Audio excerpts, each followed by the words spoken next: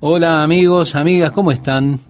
Espero que bien, y les invito ahora a que juntos compartamos estos momentos con la palabra de Dios para hoy. Comenzaremos leyendo el verso 34, como nos decían anteriormente.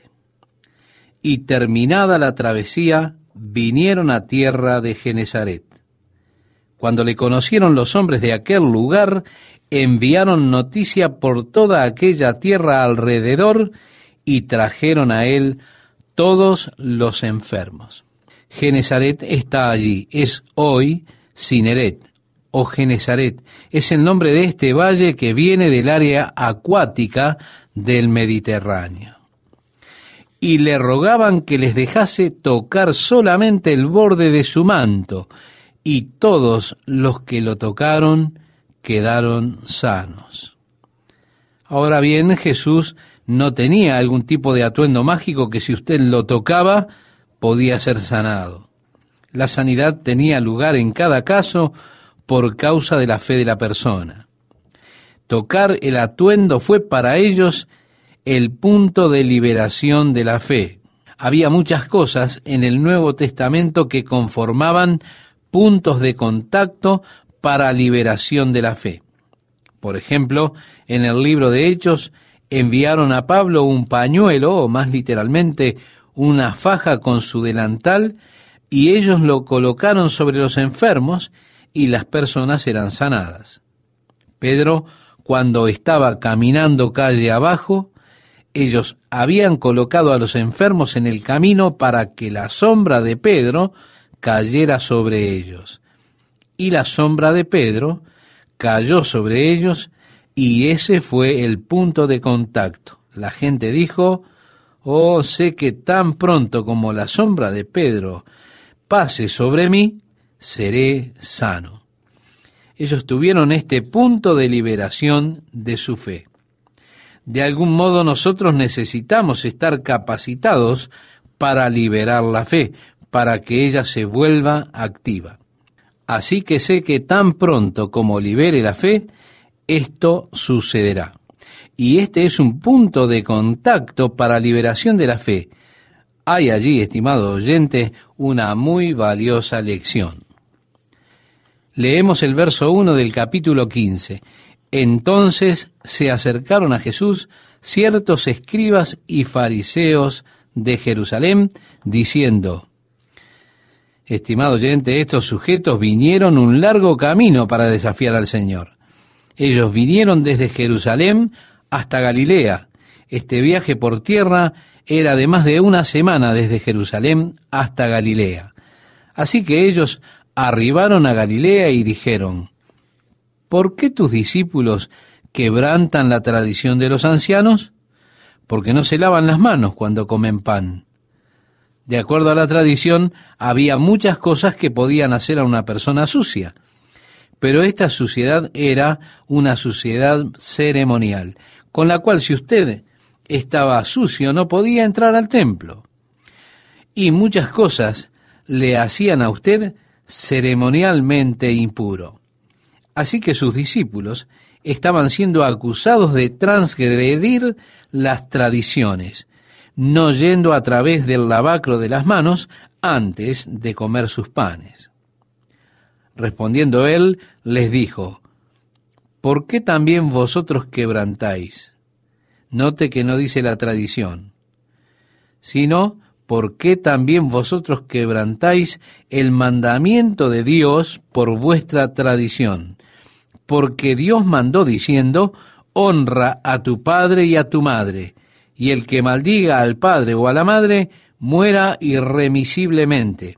Pero vosotros decís: cualquiera que diga a su padre o a su madre, es mi ofrenda a Dios, todo aquello con que pudiera ayudarte, ya no ha de honrar a su padre o a su madre.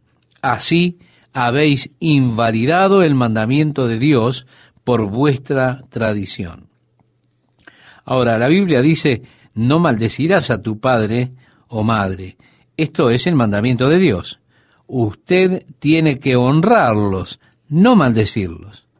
Pero ellos tenían una tradición. Si usted prolongaba sus maldiciones diciendo: Mira, esto es para tu bien y para tu beneficio.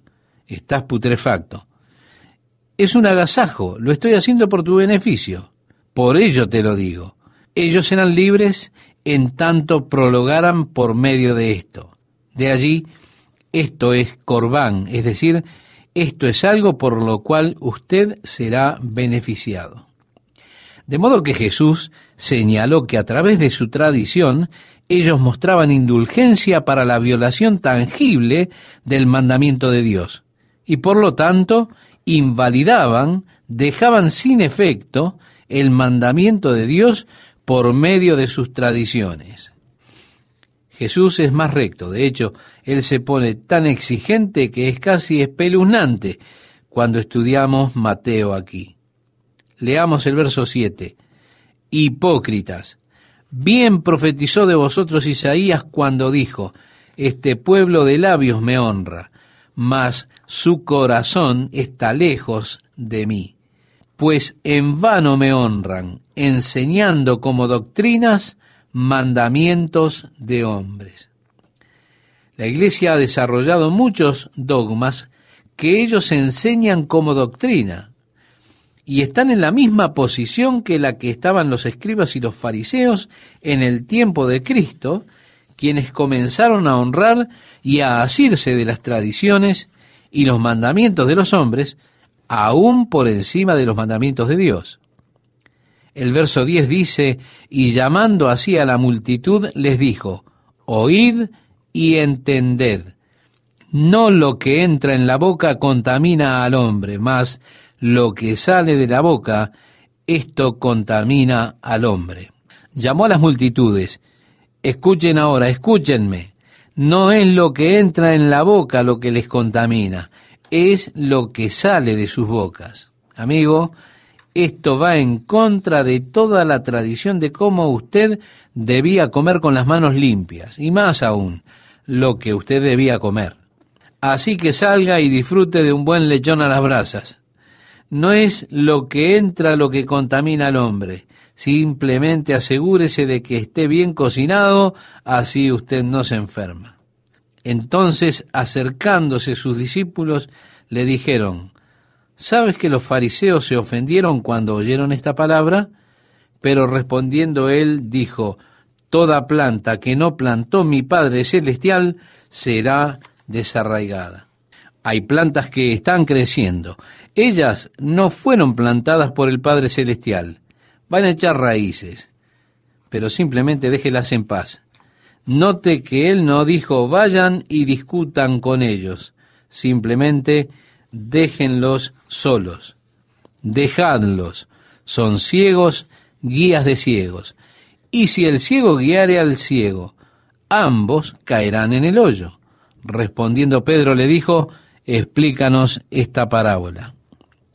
Y la parábola fue, no es lo que entra al hombre lo que lo contamina, sino lo que sale de éste. Pedro dijo, ¿qué quieres decir con esto, Señor? Entonces Jesús dijo, ¿también vosotros sois aún sin entendimiento? ¿No entendéis que todo lo que entra en la boca va al vientre y es echado en la letrina? Entra y es purgado.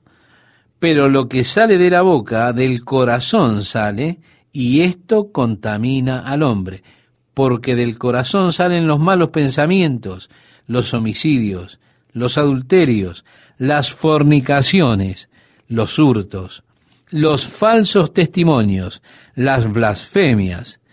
Estas cosas son las que contaminan al hombre, pero el comer con las manos sin lavar no contamina al hombre. No tiene usted que pasar por una ceremonia de lavamiento antes de que coma la comida. Esto no le contamina. Va a través de su cuerpo, atraviesa. Pero lo que dice usted es lo importante. Lo que sale de su boca revela lo que está en su corazón. Y sale de su boca el odio, la amargura, esas cosas que usted quizá expresa, la lujuria, los deseos, las cosas que están en el corazón, las cosas que expresa la boca, y allí está la verdadera contaminación del hombre. Ahora leemos en el verso 21, estimado oyente. Saliendo Jesús de allí, se fue a la región de Tiro y de Sidón. Yendo a las costas de Tiro y Sidón, él se está moviendo de hecho al territorio que es Fenicia. Por lo tanto, saliéndose totalmente de la comunidad judía. Relata la Biblia, y he aquí una mujer cananea, una mujer sirofenisa, que había salido de aquella región o vivía en estas mismas áreas. Clamaba diciéndole: Señor, Hijo de David, ten misericordia de mí. Mi hija es gravemente atormentada por un demonio. Pero Jesús no le respondió palabra. Entonces, acercándose sus discípulos, le rogaron diciendo: Despídela, pues da voces tras nosotros. Lo que le estaban diciendo al Señor es: Señor, ten cuidado de la hija, deshazte de esta mujer, mira, no nos dejará en paz. Él respondiendo dijo, sin duda en el oído de la mujer: No soy enviado sino a las ovejas perdidas de la casa de Israel. Entonces ella vino y se postró ante él diciendo: Señor, socórreme. Respondiendo él dijo: ¿No está bien tomar el pan de los hijos y echarlo a los perrillos? Y ella dijo: Sí, Señor, pero aún los perrillos comen de las migajas que caen de la mesa de sus amos. Entonces, respondiendo Jesús dijo: Oh mujer, grande es tu fe, hágase contigo como quieres. Y su hija fue sanada desde aquella hora. Bien, cuando leemos el texto traducido tenemos alguna dificultad. Dificultad de entender a Jesús tratando a una mujer de esta manera fría y casi insultante, como aparece en nuestro texto. Pero notemos algunas cosas. Primero, Jesús desde el comienzo conocía que Él iba a sanar a su hija. Él sabe todas las cosas. La Biblia dice que ellos no necesitaban decirle a Jesús de alguna cosa, puesto que Él conocía a todos los hombres. Él sabía qué había en los hombres. Él conocía lo que estaba en el corazón de esa mujer. También sabía la fe que había allí. Y Él fue corriendo hábilmente de ella esta gran expresión de fe que estaba allí. Y más allá del aparente silencio de Jesús, ella persistió, hasta que los discípulos estaban tan molestos por ellas que dijeron: Señor, ¿por qué simplemente no tienes cuidado de ella? Ella es una amenaza. Jesús, sin duda, como digo, tal vez en su oído dijo: Mira, solamente soy enviado a las ovejas perdidas de la casa de Israel. Así que ella vino y le adoró a él diciendo: Señor, ayúdame. Ahora, al continuar extrayendo de ella, él dijo: No está bien tomar el pan de los hijos, esto es de los hijos de Israel, y aquellos beneficios de la sanidad que él había traído para ellos. No está bien tomar esto y echarlo. Y aquí usted tiene que ser muy cuidadoso, estimado oyente, porque había dos palabras para perros, y los judíos frecuentemente llamaban perros a los gentiles. Les decían gentiles perros, y esta era una mala palabra. Ahora, tenemos que saber que no hay palabras blasfemas en el idioma hebreo. No tienen palabras para maldecir en hebreo. Si un judío quería maldecir, lo tenía que hacer en español. No contaban con palabras profanas en hebreo, lo cual es bastante fascinante para mí. Pero lo más sucio que podían decirle a una persona era perro. Ellos tenían esos perros salvajes que corrían en jauría y que todos odiaban. Eran una verdadera plaga. Ellos eran odiados por todos. Así que se referían a perros más que decirles: él es un gentil. Ellos en lugar dirían: es un perro gentil. Pero luego había otra palabra en griego para perro, la cual es un pequeño cachorrito, el cual estaba comúnmente alrededor de la mesa cuando los hijos se sientan a comer. Ahora, cuando ellos comían, no tenían, como tenemos ahora, utensilios, cuchillos, tenedores, cucharas. Y así los niños no tenían que aprender reglas de etiqueta. Ellos simplemente se paraban con sus manos y comían con sus manos. Y luego de que usted haya tenido su comida, tomaría un trozo de pan, usted se frotaría sus manos con el trozo de pan, simplemente limpiaría toda la grasa y los jugos con un trozo de pan, y luego ellos tomarían ese trozo de pan y lo arrojarían a los pequeños cachorritos que estaban alrededor de la mesa. Así que esa fue una imagen muy común que estaba en las mentes de las personas cuando Jesús dijo: no está bien tomar el pan de los niños y arrojarlo a los cachorros. Ella dijo: sí, Señor, pero los pequeños cachorros comen de lo que cae de la mesa del Señor. Jesús dijo: muy bien, grande es tu fe. Esta era una fe que conquistó por encima del silencio de Jesús. Esta era una fe que conquistó sobre la aparente renuencia de Jesús. Esta fue una fe que venció. Esta madre estaba realmente desesperada. Quizá en nuestra audiencia se encuentra alguna madre que tiene una hija obstinada. Probablemente no se anime a ir tan lejos como para decirle que ella está siendo confundida por el diablo. Pero aquí había una madre en una profunda angustia, y vino a Jesús y su fe triunfó. Escuche, venga a Jesús, no se vaya hasta que haya recibido de él lo que usted necesita. No había modo en que ella se fuera sino hasta que recibiese ayuda. Jesús respondió y dijo a ella: oh mujer, grande es tu fe. Interesante, ¿eh? Él dijo esto también del centurión romano y de la mujer sirofenisa.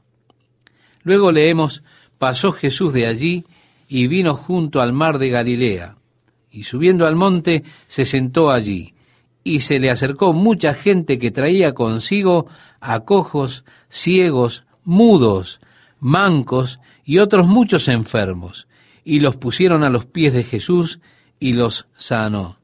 De manera que la multitud se maravillaba viendo a los mudos hablar, a los mancos sanados, a los cojos andar y a los ciegos ver, y glorificaban al Dios de Israel. Y Jesús, llamando a sus discípulos, dijo: tengo compasión de la gente, porque ya hace 3 días que están conmigo y no tienen qué comer, y enviarlos en ayunas no quiero, no sea que desmayen en el camino. Entonces sus discípulos le dijeron: ¿de dónde tenemos nosotros tantos panes en el desierto para saciar a una multitud tan grande? Jesús les dijo: ¿cuántos panes tenéis? Y ellos dijeron: 7 y unos pocos pececillos. Y mandó a la multitud que se recostase en tierra, y tomando los 7 panes y los peces, dio gracias, los partió y dio a sus discípulos, y los discípulos a la multitud. Y comieron todos, y se saciaron, y recogieron lo que sobró de los pedazos, 7 canastas llenas. Y eran los que habían comido 4,000 hombres, sin contar las mujeres y los niños. Entonces, despedida la gente, entró en la barca y vino a la región de Magdala. Bien, Magdala está probablemente a 2 millas al sur de Capernaum, allí en el mar de Galilea. Ellos habían descubierto las ruinas de la ciudad de Magdala, de la cual provenía María Magdalena. Usted puede ver las ruinas de Magdala hoy. Casualmente, alguien no estaba leyendo las Escrituras cuidadosamente y construyeron una iglesia allí en Magdala, la cual llaman la iglesia de los panes y los peces, donde dicen que Jesús alimentó las multitudes. Pero note, estimado oyente, que él no vino allí hasta después de haber alimentado a la multitud en las montañas lejos de allí.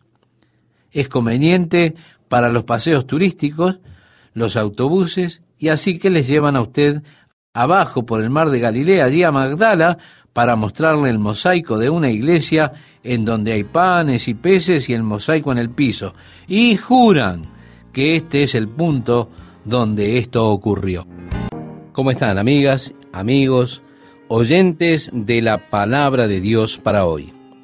Bien, ahora leemos en nuestro texto de este día.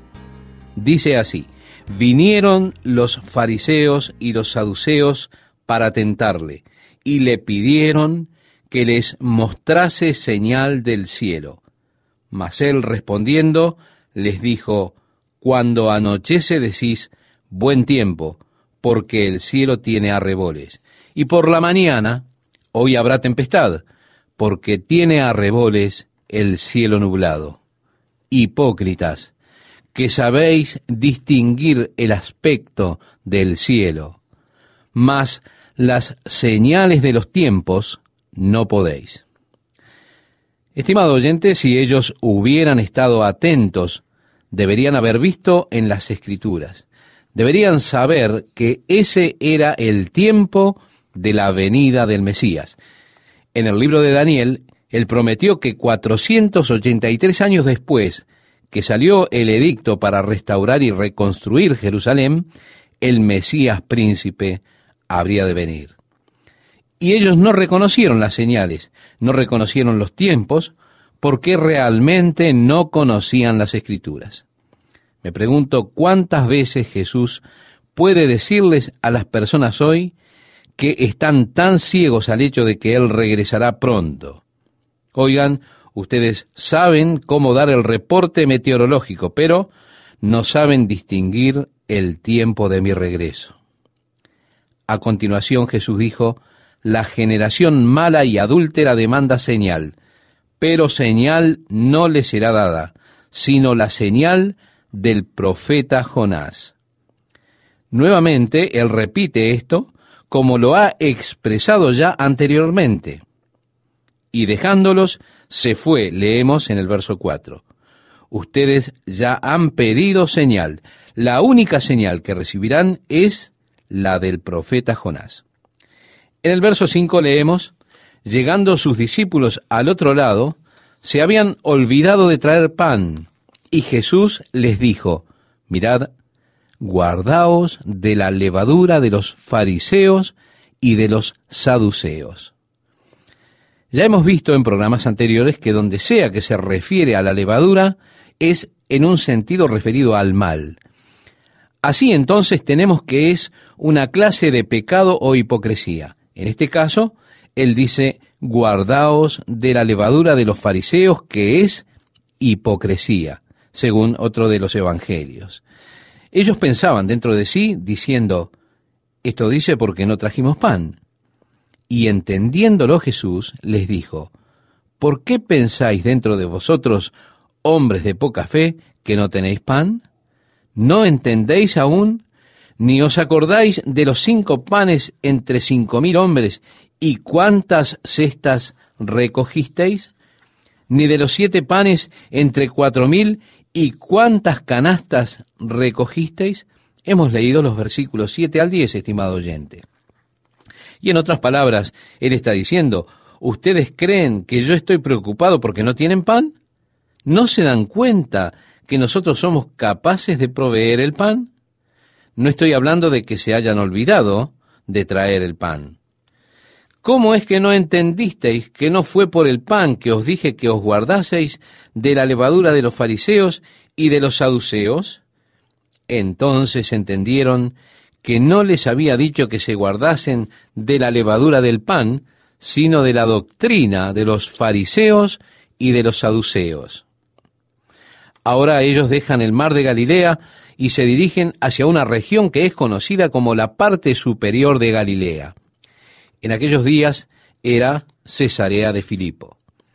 Allí están las cabeceras del río Jordán, fluyendo desde la base del monte Hermón. Ahora leemos en el verso 13: viniendo Jesús a la región de Cesarea de Filipo, preguntó a sus discípulos diciendo: ¿quién dicen los hombres que es el Hijo del Hombre? Ellos dijeron: unos, Juan el Bautista; otros, Elías; y otros, Jeremías o alguno de los profetas. Él les dijo: ¿y vosotros? ¿Quién decís que soy yo? Respondiendo Simón Pedro dijo: tú eres el Cristo, el Hijo del Dios viviente. Entonces le respondió Jesús: Bienaventurado eres, Simón, hijo de Jonás, porque no te lo reveló carne ni sangre, sino mi Padre que está en los cielos. Y yo también te digo que tú eres Pedro, y sobre esta roca edificaré mi iglesia, y las puertas del Hades no prevalecerán contra ella. Ahora bien, tenemos dos opciones. ¿La iglesia está construida sobre Pedro o la iglesia está construida sobre la confesión de Pedro de que Jesús es el Cristo, el Hijo del Dios viviente? Jesús le dijo: tú eres Pedro, que en griego es una pequeña piedra. Luego él declara: sobre esta roca, y allí la palabra hace referencia a una piedra gigante. Sobre esta roca edificaré mi iglesia, y las puertas del Hades no prevalecerán contra ella. La iglesia no está edificada sobre pequeñas piedras, sino sobre una roca gigante. Recuerde, tú eres Pedro, hace referencia a una pequeña piedra. Sobre esta roca, Pablo el apóstol, en 1 Corintios, en el capítulo 3 y verso 11, nos dice: porque nadie puede poner otro fundamento que el que está puesto. No Simón Pedro, estimado oyente, sino que está edificado en el fundamento, el cual es Jesucristo. Y en la declaración de Pedro de que Jesús es el Mesías, el Hijo del Dios viviente. Ese es el verdadero fundamento de la iglesia. Lo interesante para mí es que Pedro tuvo, y estoy seguro de que él no se había dado cuenta, que tuvo una revelación espiritual. ¿Cuándo? Cuando él dijo: tú eres el Cristo, el Hijo del Dios viviente. Jesús dijo: bienaventurado eres, Simón, porque no te lo reveló carne ni sangre, sino mi Padre que está en los cielos. Pedro, tú has tenido una revelación espiritual. Eso ha venido de Dios. Pero estoy seguro de que Pedro no se dio cuenta que esto viniera de Dios, porque simplemente vino a él como un flash. Pedro, como sabemos, era impulsivo. Estoy seguro que cuando Jesús dijo: ¿quién decís que soy yo?, él habrá dicho impulsivamente: tú eres el Cristo, el Hijo del Dios viviente. Ahora Jesús le dijo: bienaventurado eres, tú has tenido una revelación de Dios. Carne y sangre no te lo han revelado, sino mi Padre que está en los cielos. Tú has tenido una revelación de Dios. Carne y sangre no te lo han revelado, podríamos decir en otras palabras. Ahora Jesús dijo: y a ti te daré las llaves del reino de los cielos, y todo lo que atares en la tierra será atado en los cielos. Todo lo que desatares en la tierra será desatado en los cielos. Nosotros tenemos poder como hijos de Dios para sujetar las fuerzas de las tinieblas y poner en libertad el trabajo de Dios. Dios nos ha dado la autoridad sobre esas fuerzas espirituales, esas entidades espirituales, pues como hijos de Dios, nosotros sí tenemos autoridad sobre ellos. Nosotros podemos sujetar esas fuerzas espirituales y también podemos liberar el trabajo de Dios. Ahora, estimado oyente, leemos el verso 20. Entonces mandó a sus discípulos que a nadie dijesen que él era Jesús el Cristo. La razón era que él no quería un intento prematuro para que lo aclamaran como rey. Hubo un día en que el Mesías fue revelado. Ese fue el día cuando Jesús hizo su entrada triunfal a Jerusalén. Pero en este momento, él está diciendo: miren, no le digan a nadie. Esta es una revelación que vino a ustedes de parte de Dios, pero no se lo digan a nadie. Más tarde, él dijo: id a la aldea que está enfrente de vosotros, y luego hallaréis un asna atada y un pollino con ella, desatadla y traédmelos. y él se sentó sobre el pollino, cumpliendo la profecía de Zacarías que dijo: He aquí tu rey vendrá a ti, justo y salvador, humilde y cabalgando sobre un asno, sobre un pollino, hijo de asna. Esto lo encontramos, estimado amigo, estimada amiga, en la profecía de Zacarías capítulo 9, versículo 9. Pero aún no era el tiempo para la revelación. El tiempo justo de Dios no había aún llegado. Por eso es que él está diciendo: miren, no le digan a nadie aún. No se trataba de forzar una manera prematura para que la gente tratara de establecer su reino. En el verso 21 leemos: desde entonces comenzó Jesús a declarar a sus discípulos. Bien, a esta altura, él se revela a sí mismo diciendo: yo soy el Mesías. Pedro, tú tienes razón. Los judíos han estado esperando que el Mesías venga y establezca su reino, el reino de Dios, y derrote el yugo romano y la esclavitud. Y cuando Jesús reconoce, diciendo: sí, yo soy el Mesías, primero él dice: no le digan a nadie. Pero luego leemos: desde entonces comenzó Jesús a declarar a sus discípulos que le era necesario ir a Jerusalén y padecer mucho de los ancianos, de los principales sacerdotes y de los escribas, y ser muerto y resucitar al tercer día. Entonces Pedro, tomándolo aparte, comenzó a reconvenirle diciendo: Señor, ten compasión de ti. En ninguna manera esto te acontezca. Pero él, volviéndose, dijo a Pedro: quítate de delante de mí, Satanás. Me eres tropiezo, porque no pones la mira en las cosas de Dios, sino en las de los hombres. Un problema que tengo siempre es la incapacidad de poder descubrir qué es lo que viene de parte de Dios y qué es lo que proviene de mi propio corazón, estimado oyente. Note usted que en un momento Pedro tiene una revelación divina y al momento siguiente está expresando la filosofía de Satanás, es decir, la filosofía del mismo infierno. Ten compasión de ti, en ninguna manera esto te acontezca. Esa es la filosofía del infierno, es decir, toma el camino más fácil, escapa de la cruz. La filosofía del infierno es para alentarlo a usted a escapar de la cruz. Así que nos encontramos con que Pedro tiene primero una revelación divina, pero luego se manifiesta su propio corazón con la inspiración del mismo Satanás, expresando así la filosofía del infierno. Esto nos muestra que tenemos un problema común nosotros: la habilidad de conocer la diferencia entre lo que es la voz de Dios hablando y mi propio corazón hablándome a mí mismo. Leemos el verso 24 y nos dice así: entonces Jesús dijo. Note usted, Pedro acaba de decir: ten compasión de ti. Y Jesús está diciendo: Pedro, esa es la filosofía del infierno o del demonio.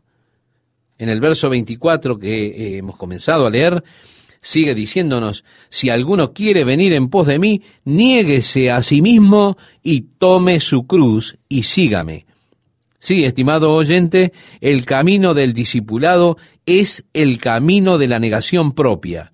El camino del discipulado es el camino de la cruz. Yo debo venir a la cruz con mi propia vida. Debo terminar con mis propias ambiciones, mis propios objetivos, mis propios deseos, mi propio camino, y debo hacer que esa vieja vida en la carne muera crucificada con Cristo.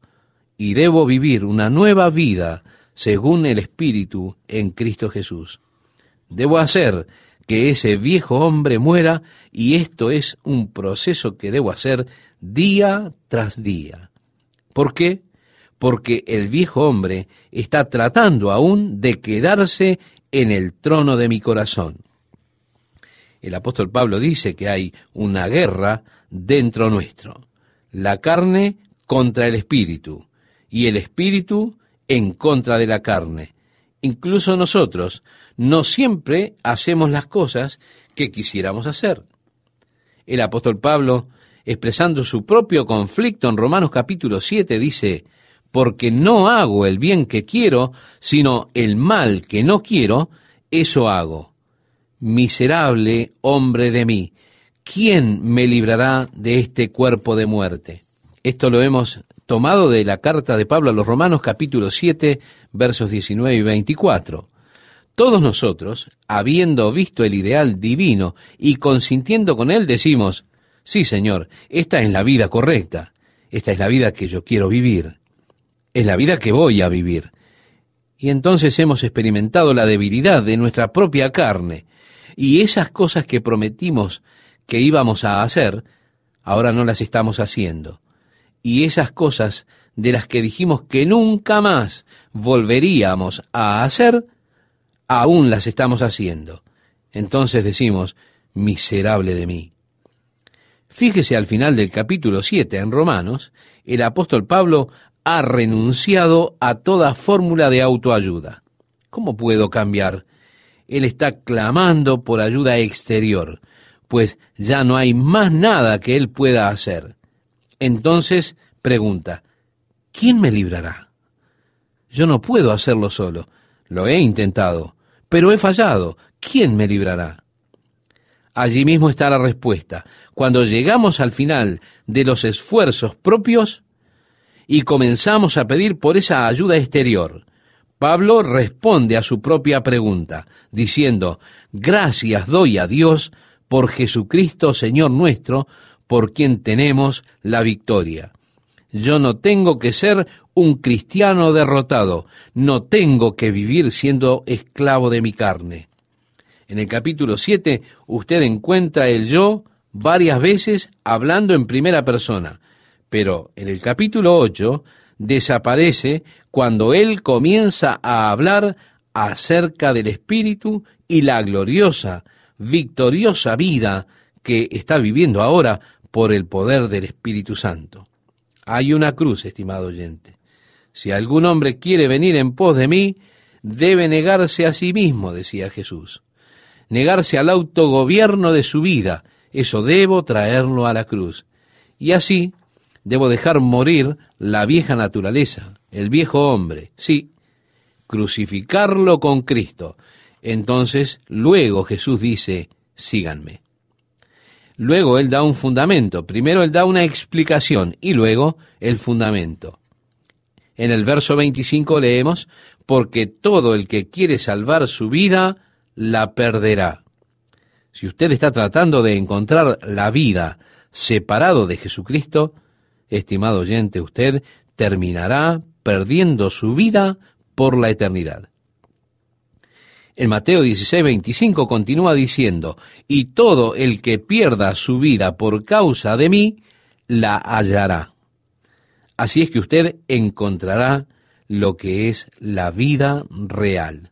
Luego tenemos el fundamento, en el verso 26. ¿Por qué? ¿Qué aprovechará al hombre si ganare todo el mundo y perdiere su alma? Si usted pudiera tener todo lo que quisiera, estimado oyente, ¿qué sería de usted? Ahora, si usted fuera capaz de conseguir o lograr sus deseos, pero ello le costara su alma, ¿qué beneficios tendría usted realmente? ¿Qué beneficio le traería si usted ganara todo el mundo, pero pierde su alma? Vea usted, Jesús está diciendo: miren, deben negarse a sí mismos, tomar su cruz y seguirme. ¿Por qué? ¿Qué beneficio sería si usted ganara todo el mundo y también perdiera su alma? En segundo lugar, ¿o qué recompensa dará el hombre por su alma?, expresa Mateo en el capítulo 16, verso 26. Bien, en lo que concierne a Dios, su alma es más valiosa que todo el mundo entero. En cuanto a Dios, si le hubieran ofrecido el mundo entero a cambio de su alma, Él escogió su alma y no el mundo. Y si usted quizá toma el mundo entero a cambio de su alma, estimado oyente, usted estará haciendo un muy mal negocio, un trato muy torpe. ¿Por qué? Porque su alma es eterna. La Biblia dice, el mundo pasará. La palabra de Dios dice que el mundo y sus deseos pasarán. En cambio, su alma es eterna. Usted está negociando su alma eternal por algo que simplemente ha de pasar. Y en cuanto concierne al Señor, usted está haciendo un muy mal negocio. Ahora la pregunta es, ¿qué recompensa dará el hombre por su alma? Sucede que de vez en cuando están estos complots que son desarrollados por las tramas de Satanás, que viene ofreciéndole a alguien que le venda su alma. Y resulta que la persona le pone su precio. Ahora, ¿qué daría usted a cambio por su propia alma? Siempre me asombran esas personas que valoran sus almas tan a la ligera cuando Dios ha pagado un precio tan alto por ellas. Jesús dice, porque el Hijo del Hombre vendrá en la gloria de su Padre con sus ángeles. Ahora Él dice, es tiempo para que vaya a que me crucifiquen. Me volveré a donde están los ancianos, quienes me tomarán para crucificarme, han de matarme. Al tercer día habré de resucitar, pero después vendré en la gloria de mi Padre con sus ángeles. Y dice la Biblia, y entonces pagará a cada uno conforme a sus obras. De cierto os digo que hay algunos de los que están aquí que no gustarán la muerte hasta que hayan visto al Hijo del Hombre viniendo en su reino. Es un gusto para mí saludarles, estimados oyentes, y ruego a Dios que Él bendiga su palabra este día y que por ella crezcamos en la fe. Podemos decir que el capítulo 17 de Mateo realmente comienza con el versículo 28 del capítulo anterior, es decir, del capítulo 16. Yo creo que no fue muy acertado que los hombres que dividieron la Biblia en capítulos y versículos hicieran la distinción de capítulos como lo realizaron aquí. Creo que ellos debieron haber puesto el versículo 28 del capítulo 16 como versículo 1 del capítulo 17. Y esto hubiese eliminado una cantidad de preguntas, puesto que Jesús está hablando a sus discípulos allí en Cesarea de Filipo, y está hablándole a ellos en cuanto a su muerte y acerca de la gloria de su Padre que le habría de ser otorgada. También está hablando de su venida en la gloria de su Padre con sus ángeles para recompensar a cada hombre conforme a sus obras. Entonces dijo, de cierto os digo que hay algunos de los que están aquí que no gustarán la muerte hasta que hayan visto al Hijo del Hombre viniendo en su reino. Ahora, acerca de esto, hay personas que han asumido que Jesús sin duda se equivocó. ¿Por qué? Porque todos los discípulos que estaban parados allí delante de él murieron, y el Señor aún no ha venido en su reino. Así es que aparece esto como algo muy confuso. Parecería que Jesús hizo una falsa predicción de su regreso. Sin embargo, si usted no tiene la distinción en capítulos y no se detiene en el capítulo 16 al final, sino que continúa en el capítulo 17, usted encontrará a lo que se estaba refiriendo Jesús. Él dice, de cierto os digo que hay algunos de los que están aquí que no gustarán la muerte hasta que hayan visto al Hijo del Hombre viniendo en su reino. Si le hemos seguido, dice, 6 días después, Jesús tomó a Pedro, a Jacobo y a Juan su hermano, y los llevó aparte a un monte alto, y se transfiguró delante de ellos, y resplandeció su rostro como el sol, y sus vestidos se hicieron blancos como la luz. Y he aquí, les aparecieron Moisés y Elías hablando con él. Jesús estaba refiriéndose al hecho de que algunos de sus discípulos y aquellos a los cuales se referían era Pedro, Santiago, es decir, Jacobo, y Juan. Y él dijo que ellos iban de hecho a verle a él en la gloria de su reino. Y así fue que él los tomó a ellos y los llevó arriba al monte. Ahora piense, estimado oyente, estaban en Cesarea de Filipo, que está en la base del monte Hermón. Así que resulta obvio que la montaña alta a la cual él los llevó, de hecho debía ser el monte Hermón.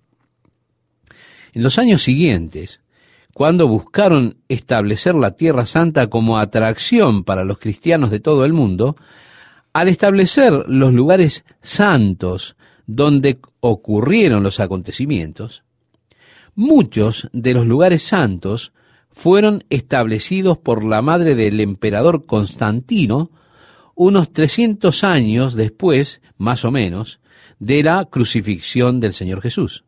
Ella estableció los lugares santos de acuerdo a sus propios sentimientos, es decir, cuando se paraba en un lugar, ella decía, oh, esto se siente como el lugar donde él debe haber nacido. Siento una interesante sensación en este lugar. Seguramente esta debe haber sido la cueva donde el ángel anunció a María que ella habría de concebir un hijo. Este debe ser el lugar donde él vivió.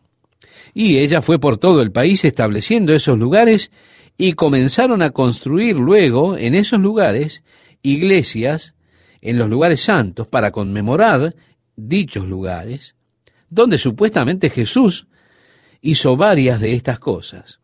Pero al establecer los lugares santos, es obvio que ella no estaba familiarizada con las Escrituras. También es obvio que ellos querían hacerlo porque era conveniente para el turismo. Así fue que establecieron el lugar de la transfiguración en el monte Tabor, el cual está en una especie de medio entre la mar de Galilea y el área del valle de Meguido. Ellos dijeron que Jesús se había transfigurado allí, de modo que tuvieron una excusa para construir una gran iglesia en la cumbre del monte Tabor. Después de todo, ¿cuántos turistas habrían de hacer su viaje hasta la cumbre del monte Hermón para ver el lugar en donde él fue transfigurado? Luego la iglesia de la crucifixión, que la establecieron dentro de los muros de Jerusalén, aunque las Escrituras dicen claramente que le tomaron al Señor y le llevaron fuera de los muros. Pero es conveniente para el turismo tener las cosas cerca. Y así es que ellos establecieron los lugares santos en el camino mejor para el turista. Pero mire las tradiciones cómo son. Cuando usted va allí, si va con otro que no sea yo, por supuesto, probablemente lo llevarán al monte Tabor y le harán sentir la misma sensación que sintió la madre de Constantino cuando se paró en ese lugar. Así que Jesús se estaba refiriendo al hecho de que estos discípulos habrían de verle en su gloria. Y al ser transfigurado delante de ellos, efectivamente, vieron la gloria de Dios sobre Jesús. Él fue transfigurado, su rostro brilló como el sol y su atuendo era tan blanco como la luz. Y fue allí que aparecieron junto a él Moisés y Elías hablando con él. Mateo no nos dice qué era lo que estaban hablando, pero el Evangelio de Lucas nos dice que estuvieron hablando con él sobre su muerte, la que estaba pronta a cumplirse en Jerusalén. Allí estaban hablando de esto con el Señor Jesús. Ahora, qué tremendas personas para hablar con Jesús. Moisés, que era un símbolo de la ley. Elías, que era el principal de los profetas. Y en lo que a la ley se refiere, todos los sacrificios y las fiestas y demás fueron explicados, pero ahora el que fue el cumplimiento de todo esto, de aquello que fue una simple sombra, él ahora los sustancia. Sí, estimado oyente, Cristo está aquí, y los sacrificios, los cuales eran una simple sombra de lo que habría de venir, están ahora para ser cumplidos en Jesús. Así Moisés está sin dudas hablándole a él y tiene un mayor entendimiento que el que tenía cuando escribió el Pentateuco. Elías está hablándole a él también en cuanto a su muerte, la cual tenía que experimentar. Leemos el verso 4 del capítulo 17 de Mateo, estimado oyente, y nos dice: entonces Pedro dijo a Jesús: Señor, bueno es para nosotros que estemos aquí. Si quieres, hagamos aquí 3 enramadas, una para ti, otra para Moisés y otra para Elías.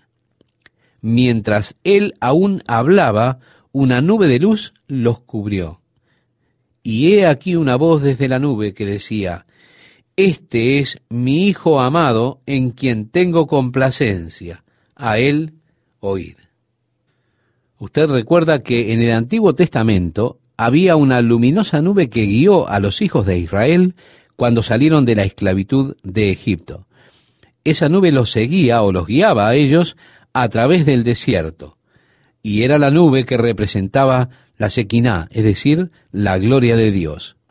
Más tarde, cuando el tabernáculo estuvo completo y estaban listos para comenzar los sacrificios, esta nube descendió sobre el tabernáculo, y allí estuvo la gloriosa presencia de Dios. Esta fue la que llenó el lugar santísimo. Luego, más tarde, cuando el rey Salomón hubo completado el templo, cuando fue dedicado, nuevamente esta nube descendió. Ahora estamos en el monte Hermón, y vemos una vez más la luz brillante. Y leemos en el verso 5 del capítulo 17 de Mateo: y he aquí una voz desde la nube que decía: Este es mi Hijo amado, en quien tengo complacencia, a él oíd. Ellos habían oído la ley y habían oído los profetas, pero Dios está diciendo: a él oíd. En Hebreos capítulo 1 leemos esas palabras trascendentales: en estos postreros días nos ha hablado por el Hijo. Y así el Padre está afirmando: este es mi Hijo amado, a él oíd. La ley está representada, los profetas están representados, pero ahora Dios está diciendo: a él oíd. La plena revelación de Dios, la pura revelación de Dios, la verdadera revelación de Dios está en Jesucristo. A él oíd. Leemos el verso 6 de Mateo 17 y nos dice: al oír esto los discípulos se postraron sobre sus rostros y tuvieron gran temor. Entonces Jesús se acercó y los tocó y dijo: levantaos y no temáis. Y alzando ellos los ojos, a nadie vieron sino a Jesús solo. Cuando descendieron del monte, Jesús les mandó diciendo: no digáis a nadie la visión hasta que el Hijo del Hombre resucite de los muertos. En otras palabras les dijo: dejemos esto así por ahora, no lo digan hasta que el Hijo del Hombre haya resucitado de los muertos. Entonces sus discípulos, un poco confundidos, ¿verdad?, le preguntaron diciendo: ¿por qué, pues, dicen los escribas que es necesario que Elías venga primero? Nuevamente la pregunta de Elías. Y esta pregunta es legítima, puesto que en el último libro de los profetas del Antiguo Testamento, es decir, el libro de Malaquías, en el último capítulo, tenemos allí una de las últimas promesas del Antiguo Testamento. Esto está en el libro de Malaquías, capítulo 4, verso 5, donde dice: he aquí, yo os envío el profeta Elías antes que venga el día de Jehová grande y terrible. Él hará volver el corazón de los padres hacia los hijos, y el corazón de los hijos hacia los padres, no sea que yo venga y hiera la tierra con maldición. Hay aquí una promesa de que antes que el Señor venga, Elías vendrá primero para volver los corazones de las gentes a sus padres. Entiéndase aquí, estimado oyente, a la religión de sus padres y al Dios de sus padres. Por tanto, creer que Jesús era el Mesías, el Hijo del Dios vivo, a quien Pedro había confesado 6 días antes, diciendo, sabemos que eres el Mesías, les llevó a preguntar, ¿dónde está Elías? Si Elías tenía que venir primero y tú estás aquí, ¿dónde está él? Es decir, ¿dónde está Elías? Tiene que notar que Jesús declaró, y note cuidadosamente el versículo 11, que expresa, respondiendo Jesús, les dijo, a la verdad, Elías viene primero y restaurará todas las cosas. Jesús está reiterando el hecho de que eso habrá de suceder. Elías en verdad vendrá y restaurará todas las cosas. Ahora, la confusión en las mentes de los discípulos surgió por el hecho de que estaban anticipando que Jesús habría de establecer el reino de Dios inmediatamente aquí en la tierra. Habían estado expectantes por ello durante todas sus vidas. Ellos estaban esperando que Él estableciese el reino de Dios sobre la tierra. Lo que ellos no sabían es que desde la ascensión de Jesucristo hasta el establecimiento del reino pasaría un largo período de tiempo. Ellos no veían desde allí que ese intervalo de 2000 años aproximadamente existiría. Por lo tanto, estaban anticipando el inmediato establecimiento del reino. ¿Cómo puede usted asumir el hecho de que Elías habría de venir primero? Jesús repite la profecía de Malaquías. Elías vendrá primero y restaurará todas las cosas. Ahora, estimado oyente, cuando vamos al libro de Apocalipsis, y Juan está tratando la tercera parte de este libro, al estar hablando de las cosas que serán después de la iglesia, Juan declara en el capítulo 11 que él vio estos 2 testigos y Dios les dio poder para testificar por un período de tiempo, período de 3 años y medio. Durante el tiempo de su testimonio, ellos estarían capacitados para ejercer un tipo de poder sobrenatural. Estarían aptos para detener la lluvia de los cielos durante el tiempo de su profecía. Estarían capacitados también para hacer descender fuego del cielo y consumir a los enemigos. Mire, las mismas cosas que Elías hizo mientras él estuvo aquí en la tierra, pues él oró y no llovió. Y como cuando hizo descender fuego del cielo sobre los capitanes que fueron comisionados por el rey para traerle de regreso cautivo, ¿recuerda? Es obvio que uno de estos 2 testigos en Apocalipsis capítulo 11, entonces, será Elías. Y esto es el cumplimiento completo de lo que el Señor ha declarado aquí. Elías vendrá primero y restaurará todas las cosas. Sin embargo, en tanto que hubo una doble venida del Mesías, primero en humillación para llevar el pecado de muchos, es decir, para morir en lugar nuestro por nuestros pecados. Luego su segunda venida, la cual será en poder y gloria para establecer el reino de Dios. Es así que habrían 2 predecesores. El uno, Juan el Bautista, pues recuerde, estimado oyente, lo que dijo Jesús. Mas os digo que Elías ya vino y no le conocieron, sino que hicieron con él todo lo que quisieron. Así también el Hijo del Hombre padecerá de ellos. Entonces los discípulos comprendieron que les había hablado de Juan el Bautista. Esto lo leemos en Mateo capítulo 17, versos 12 y 13. Bien, cuando Zacarías el sacerdote estaba en el templo ofreciendo incienso, pues cuando ellos echaron suerte, esta fue la tarea que él recibió en el curso de su sacerdocio. Mientras estaba parado delante de Dios ofreciendo el incienso, de repente apareció el ángel Gabriel, y él tuvo miedo. Entonces el ángel dijo, Zacarías, no temas, porque tu oración ha sido oída, y tu mujer Elisabet te dará a luz un hijo, y llamarás su nombre Juan, y tendrás gozo y alegría, y muchos se regocijarán de su nacimiento, porque será grande delante de Dios. No beberá vino ni sidra, y será lleno del Espíritu Santo aún desde el vientre de su madre. Y hará que muchos de los hijos de Israel se conviertan al Señor Dios de ellos, e irá delante de él con el espíritu y el poder de Elías, para hacer volver los corazones de los padres a los hijos. Esta fue la predicación hecha por Gabriel a Zacarías, el padre de Juan el Bautista. Y por supuesto, Zacarías dijo: ¿cómo puede ser?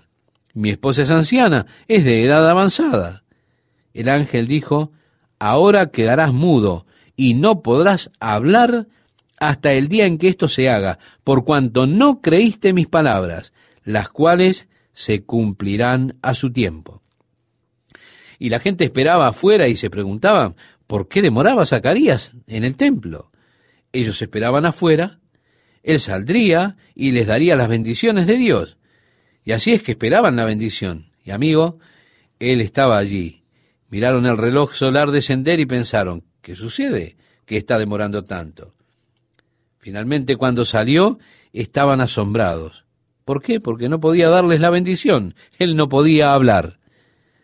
Volvió a su hogar, su esposa Elisabet concibió y, por supuesto, Juan el Bautista nació.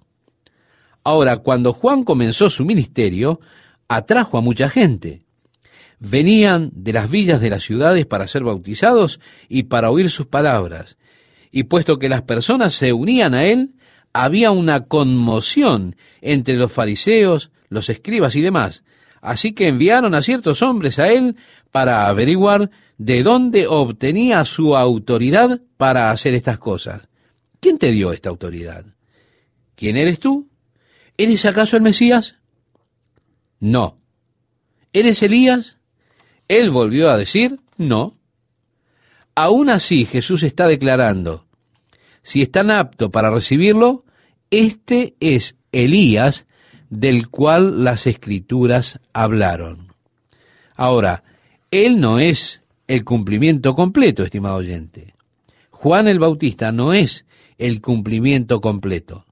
No sucedieron con Juan el Bautista la restauración de todas las cosas, que los hijos se volvieran a sus padres, el restaurar el orden religioso.